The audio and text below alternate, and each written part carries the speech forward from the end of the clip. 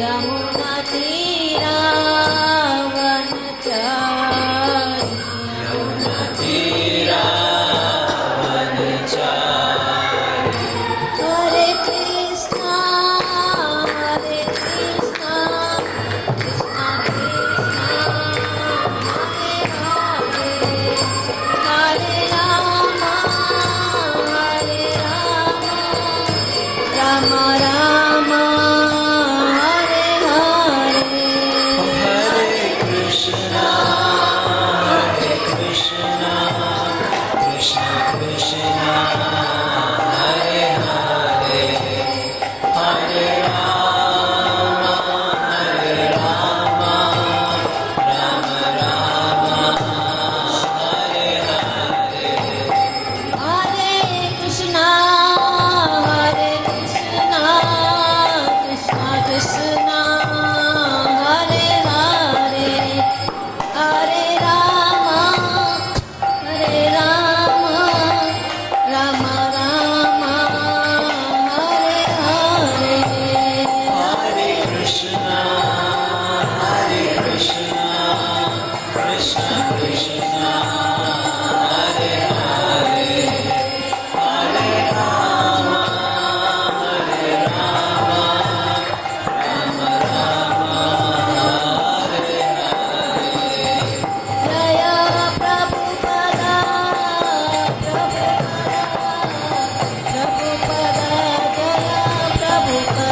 जय प्रभुपदा प्रभुपदा प्रभुपदा श्रीला प्रभुपदा गुरुदेवा गुरुदेवा गुरुदेवा जय गुरुदेवा जय गुरुदेवा गुरुदेवा गुरुदेवा जय गुरुदेवा गौर प्रेमानंदे हरि हरि बोल।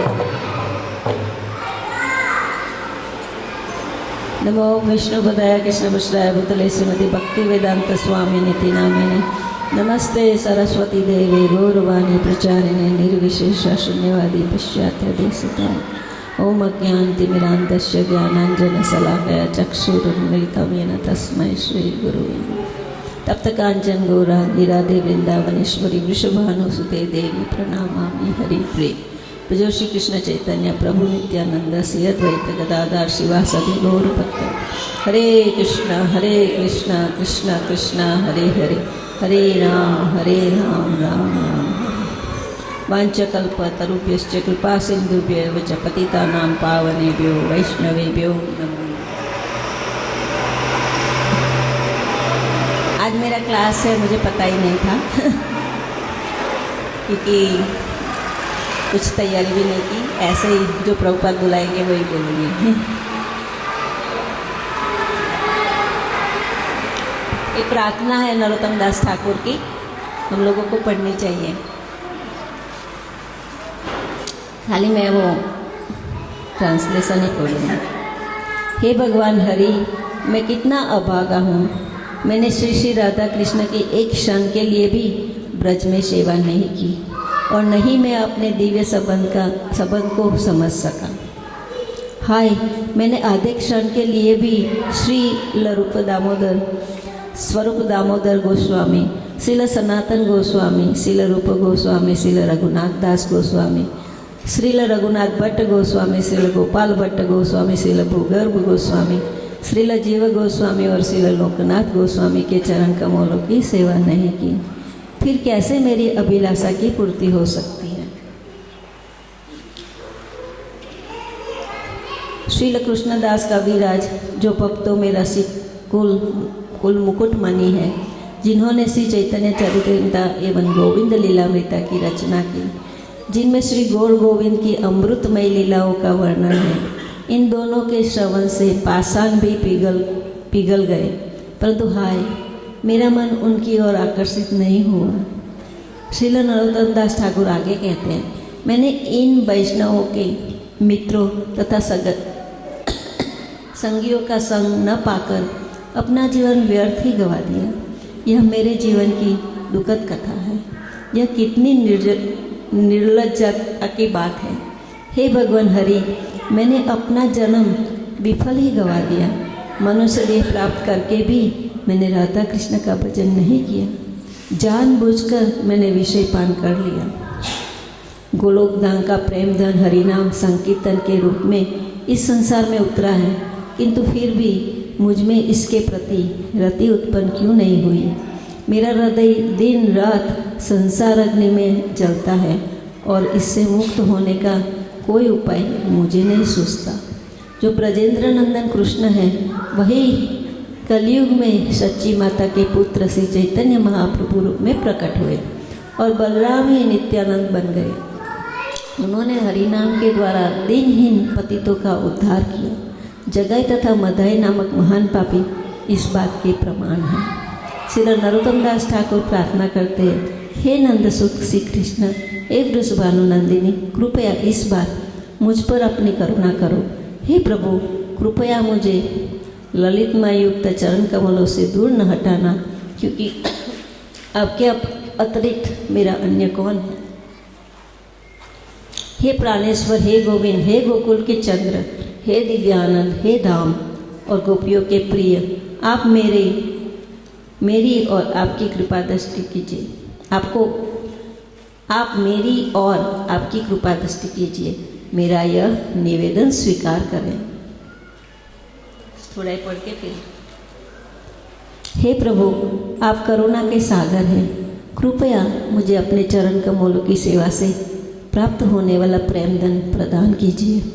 आपके यश का श्रवण परम मंगलमय तथा परम आनंद प्रदान करने वाला है। इसके श्रवण से किसके कार्य की सिद्धि नहीं होती? यह भौतिक जीवन भयानक है और इंद्रिय भोगों की आसक्ति के कारण मेरी बुद्धि विषयों में लुप्त हो रही है। आपका विस्मरण मेरे हृदय में चुभ रहा है। मेरा शरीर और मन छिन्न भिन्न रहा है तथा आध्यात्मिक रूप से मैं इससे अनुक्षण अचेत हो रहा हूँ। इस दुख से मैं जीवित होकर भी मृत्यु के समान हूँ। श्री नरोत्तम दास ठाकुर प्रार्थना करते, हे गौरहरि श्री कृष्ण चैतन्य, इस अधम पर अपनी कृपा दृष्टि कीजिए तथा वृंदावन में अपने सेवक के रूप में स्थान दीजिए। केवल आप ही मेरे एकमात्र शरण हैं। हे हरि, आप कृपा करके मुझे अपने श्री चरण कमलों में रखिए।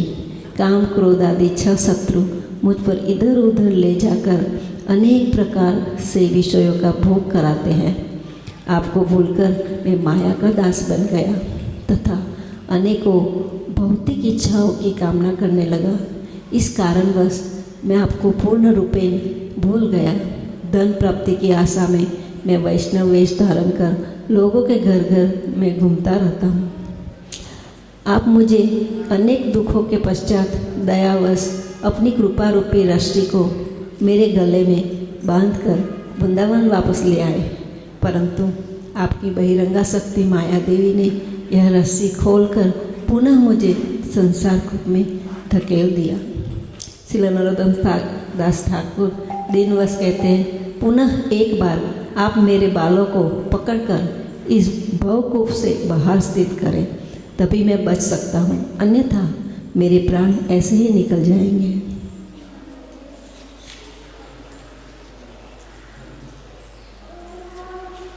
हे हरि, मेरे हृदय में एक बड़ी वेदना हो रही है। दुर्लभ मनुष्य देह प्राप्ति के बाद भी मैंने भगवान श्री कृष्ण का भजन नहीं किया, अतः मेरा जीवन व्यर्थ हो गया है। यद्यपि ब्रजेंद्र नंदन कृष्ण ने नवद्वीप धाम में प्रकट होकर पूरे विश्व में भगवत प्रेम का वितरण किया, केवल मैं ही उनकी कृपा को प्राप्त नहीं कर सका, क्योंकि मैं अत्यंत पापी एवं कठोर हृदय हूँ। मेरे मन में श्रील रूप स्वरूप दामोदर गोस्वामी, श्रील सनातन गोस्वामी, रूप गोस्वामी, श्रील रघुनाथ दास गोस्वामी, रघुनाथ भट्ट गोस्वामी, श्रील गोपाल भट्ट गोस्वामी के प्रति कोई आकर्षण नहीं है। नहीं मैंने वृंदावन में रहने की इच्छा की।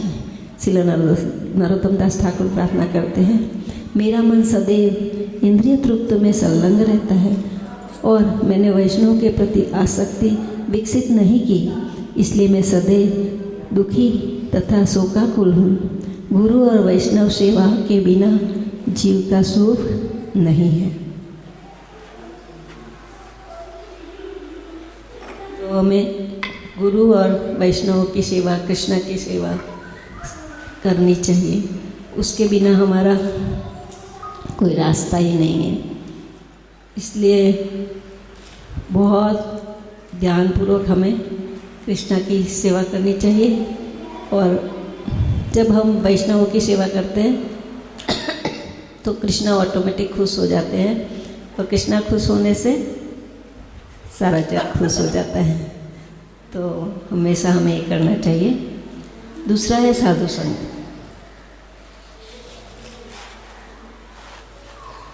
कृष्ण भक्ति जन्मूल है साधु संग। कृष्ण प्रेम जन्मे तहो पुनः मुख्य अंग। भक्त सदैव शुद्ध भक्त साधु के संग का आशीर्वाद मांगता है। शुद्ध भक्त की संगति से भगवान के दिव्य नाम, रूप, गुण तथा कार्यकलाप समझ में आने लगते हैं। श्री चैतन्य महाप्रभु ने बारंबार कहा है, साधु संग सर्वशास्त्रिक होय, लव मात्र साधु संग सर्व सिद्धि होय। केवल शुद्ध भक्त की संगति से मनुष्य कृष्ण भावना में आश्चर्यजनक प्रगति करता है। साधु संग का अर्थ केवल साधु या भक्त का शारीरिक संगति नहीं है, अपितु निरंतर कृष्ण भावना में रहना और निरंतर हरे कृष्णा कृष्णा कृष्णा हरे हरे, हरे राम राम हरे हरे का जप करना चाहिए। करना भी साधु संग है। हरे कृष्ण महामंत्र का कीर्तन हृदय को शुद्ध करने वाला है। श्री चैतन्य महाप्रभु कहते हैं, चेतो दर्पण मार्जनम भव महादावाग्नि निर्वापनम। यह चित्तरूपी दर्पण को साफ करने वाला तथा भौतिक संसार की जन्म मृत्यु रूपी अग्नि को शांत करने वाला है। भौतिक माया के बंधन में हृदय पर सांसारिक धूल जमा हो जाती है, जो इसे अशुद्ध कर देती है। अशुद्ध हृदय आध्यात्मिकता को ग्रहण नहीं कर सकता। साधु संघ के प्रभाव से निम्न कुल में जन्मा व्यक्ति भी तुरंत शुद्ध होकर भक्ति करने लगता है। इसमें नारद मुनि की स्टोरी भी है कि वो दासी के पुत्र थे और भक्तों की सेवा का जूठन उठाते थे और प्रसाद लेते थे। उससे उनकी नेक्स्ट जन्म में वो नारद मुनि बने। भक्त पद धूलि आर भक्त पद जल, भक्त भुक्त अवशेष 3 महाबल। वैष्णव साधु के चरणों की धूल, भक्त के चरण धोने से बचा जल तथा भक्त द्वारा उपभोग किए गए प्रसाद की चूठन का सेवन करना, यह तीनों शुद्धिकरण की अत्यंत शक्तिशाली अचूक औषधि है। महत कृपा विना कौन कर में भक्ति नॉय, कृष्ण भक्त दूर रहु संसार नहीं क्षय। महान साधु वैष्णवों की कृपा बिना किसी भी साधन से कृष्ण भक्ति प्राप्त नहीं हो सकती। भक्ति तो त्याग एवं वैराग्य के बाद भी आरंभ होती है। साधु की कृपा बिना तो भवसागर की आसक्ति में से ही छुटकारा नहीं मिल सकता। कृष्णा की कृपा से और साधु की कृपा से हमें भवसागर से छुटकारा मिल सकता है। आत्म तत्व का ज्ञान या अनुभूति भी नहीं है हो सकती। जब तक कोई भौतिक गुणों सतो रजो तथा तमोगुण की संक्रामकता से शुद्ध नहीं होता, तब तक भगवान का शुद्ध भक्त नहीं बन सकता। तो हमें हमेशा सत्वगुण में रहने का प्रयत्न करना चाहिए। सत्वगुण में रहेंगे तभी हमारी भक्ति शुरू होगी, क्योंकि तमोगुण और रजोगुण में भक्ति करना मुश्किल है। तो हमें हमेशा याद रखना चाहिए कि मुझे सत्वगुण में रहना है, तो आपको गुस्सा भी नहीं आएगा, सबको माफ़ करोगे। तो सत्वगुण में रहने का प्रयत्न करना चाहिए।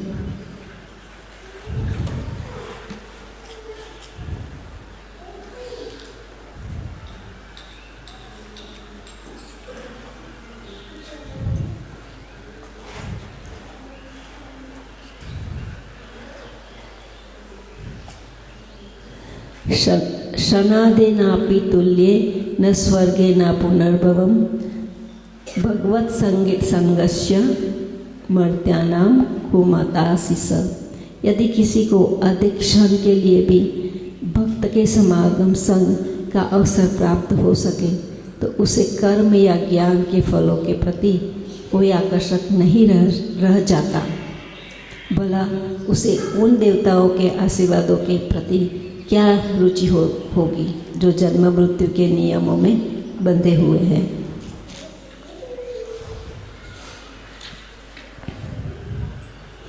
आज मैंने सुबह में प्रभुपाद को प्रार्थना किया कि मैंने कुछ भी तैयारी नहीं की, ऐसे भी मेरा क्लास नहीं होगा लेकिन मैं जाती हूँ।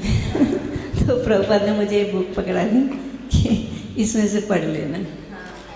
तो प्रभुपाद बहुत दयालु है और मैं उनको आज सुन रही थी तो वो कह रहे थे कि ये सुख दुख ये तो सब भौतिक है, उसके पीछे टाइम मत बिगाड़ो। आपका एक ध्येय होना चाहिए कि मुझे कृष्णा को पाना है, कृष्णा को खुश करना है, कृष्णा की सेवा करनी, वो मेन ध्येय रखो। और सब चीज़ तो आती जाती रहती है, उस पर ध्यान मत दो। उस पर ध्यान रखोगे तो फिर दूसरा जो मेन ध्येय है वो छूट जाएगा।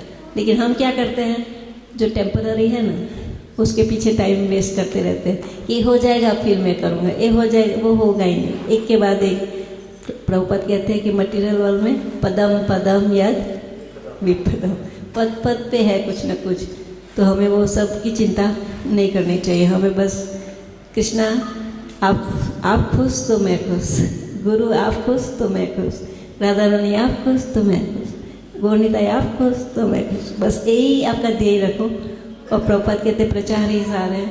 तो जब भी आपको एक्स्ट्रा टाइम मिले तो बोलो कि मैं कैसे किसी को कृष्णा के बारे में बताऊं, कि कृष्णा के पास उनको ले जाओ जीव को। क्योंकि बहुत लोग लेने के लिए तैयार है लेकिन देने वाला नहीं है। तो हमें टाइम निकाल के वो काम जरूर करना चाहिए, तो आपको भी खुशी होगी। क्योंकि जब कृष्णा का प्रेम हृदय में से बाहर आता है वो प्रचार के रूप में आता है। तो आपको ज़रूर बताना चाहिए 2-3 लोगों को हर रोज़, जो भी मिले। काम वाली मिले तो काम वाली को भी माला दे दो, सब्जी वाला मिले तो सब्जी वाला को भी बता दो कि दे माला कर, तो काम करता रहे और मुख से माला करता रहे। तो ऐसे किसी को भी आप प्रचार कर सकते। आप इच्छा करोगे ना तो प्रभुपाद सब आपके लिए आगे आगे रेडी करेंगे। तो मैंने देखा है कि जब भी मैं इच्छा करती हूँ तो प्रभुपाद कुछ ना कुछ अरेंज करती है, लेकिन मैं इच्छा करूँ तब ना।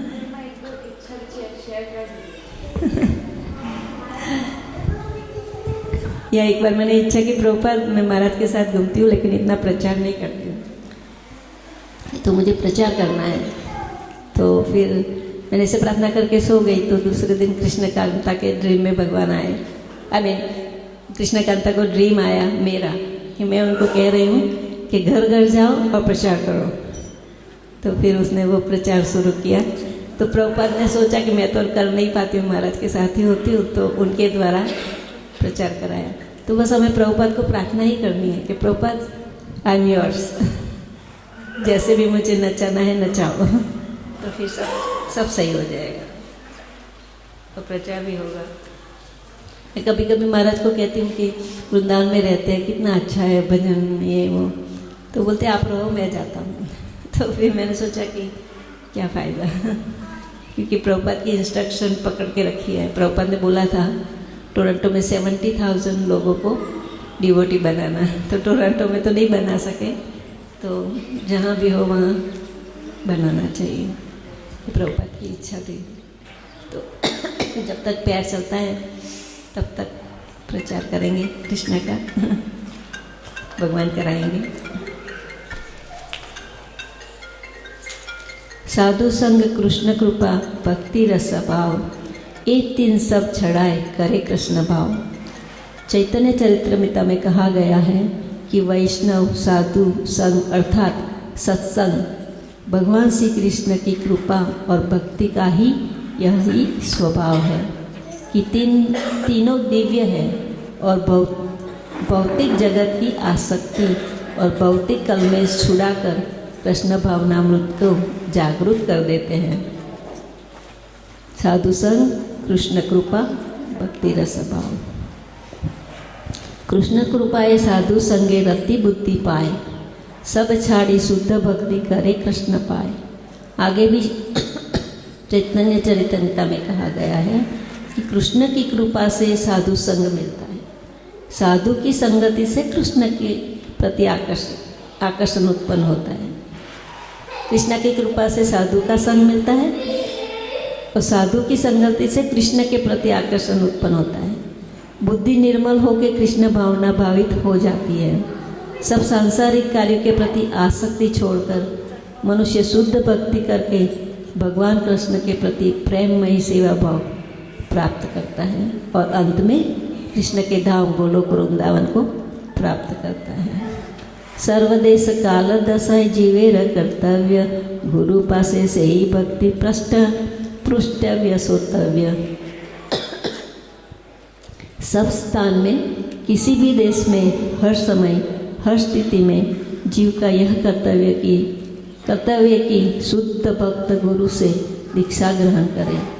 उनसे भक्ति के विषय में प्रश्न पूछें कि मैं कौन हूँ, मैं कष्ट क्यों भोग रहा हूँ, भक्ति क्या है, भक्ति ही क्यों करनी है। और उस प्रामाणिक वैष्णव गुरु से भक्ति के बारे में, भगवान के नाम, रूप, गुण, उनके धाम, उनके परिकर, पार्षद, उनकी लीला कथाएं सुननी चाहिए जो परम पवित्र करने वाली है। यही साधु संघ का उद्देश्य है।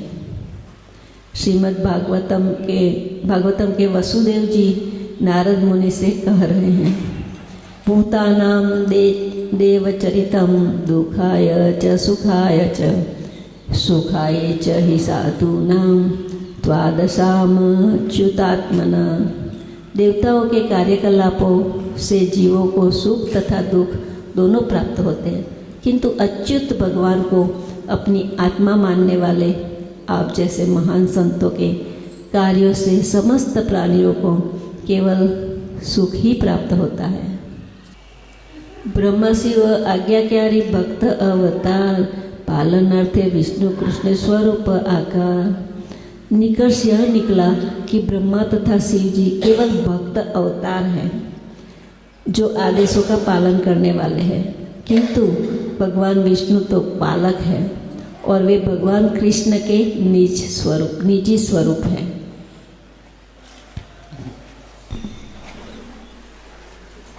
तितिक्षव कारुणिका सुहृद सर्वदेहिनां अजात सत्रवत्सांत साधव साधु भूषणम। साधु के लक्षण की वह सहिष्णु, दयालु तथा समस्त जीवों का मित्र होता है। उसका कोई शत्रु नहीं होता। वह शांत होता है, वह शास्त्रों का पालन करता है और उसके सारे लक्षण अलौकिक होते हैं। श्रील प्रभुपाद जी ने इस श्लोक के तात्पर्य में साधु का चित्रण किया है। साधु का जिस तरह ऊपर वर्णन हुआ है वह भगवान का भक्त होता है, अतः उसका मुख्य कार्य लोगों में भक्ति जगाना है। यह उसकी दया है। वह जानता है कि भक्ति के बिना मनुष्य जीवन चौपट हो जाता है। भक्त संसार भर में भ्रमण करके द्वार द्वार जाकर उपदेश देता है कि कृष्ण भक्त बनो, अपनी पाशविक वृत्तियों में ही जीवन नष्ट मत करो। यह मानव जीवन आत्म साक्षात्कार के लिए है। आहार, निद्रा, भय से रक्षा, मैथुन, ये सब तो पशु भी करते हैं। मनुष्य के लिए कृष्ण भक्ति विशेष है। यही है साधु के उपदेश। वह पतितात्माओं पर अत्यंत दयालु होता है। उपदेश करते हुए कोई भी उनसे दुर्व्यवहार कर सकता है, परंतु भक्तजन सहिष्णु होते हैं। बद्धजीव भक्ति के ज्ञान को ग्रहण करने के लिए सरलता से तैयार नहीं होते। उन्हें यह पसंद नहीं है कि फिर भी भक्त को यह अप्रशंसित कार्य करना होता है। वो लोगों को पसंद नहीं है, फिर भी हमें करना पड़ता है। कभी कभी भक्तों पर हिंसात्मक प्रहार भी होता है, जिससे फाइटर्स को सूली फांस पर चढ़ा दिया गया। हरिदास ठाकुर को 22 बाजारों में बेत से पीटा गया और चैतन्य महाप्रभु के प्रमुख सहायक नित्यानंद प्रभु पर जगाई मदाई ने विकट प्रहार किया, तो भी सब सहिष्णु बने रहे। भक्त साधु सब जीवों को शुभ चिंतक होता है, वह किसी को अपना शत्रु नहीं मानता। साधु का आशीर्वाद तथा श्राप दोनों समान रूप से कल्याणकारी होते हैं। कई बार भक्त कुछ श्राप दे दे तो वो भी कल्याणकारी होते हैं, आपको सुधारने के लिए देते हैं। साधु संग कभी व्यर्थ नहीं हो जाता। नल, कुंवर और मणिग्रीव दोनों महान देवता शिव जी के भक्त और देवताओं के कोषाध्यक्ष कुबेर के पुत्र थे। वो स्टोरी तो आपको सबको पता है। साधूनां संचित्तानां सूतरां कुतात्मना दर्शनात् न भवेत् बन्धः पुंसः क्षीणो सर्वितु युथा। यदि कोई व्यक्ति सूर्य के समक्ष होता है तो उसकी आँखों में अंधेरा नहीं रह सकता। उसी तरह जब कोई व्यक्ति ऐसे साधु या भक्त के समक्ष होता है जो पूर्ण तथा दृढ़ तथा भगवान के शरणागत होता है तो उसका भवबंधन छूट जाता है।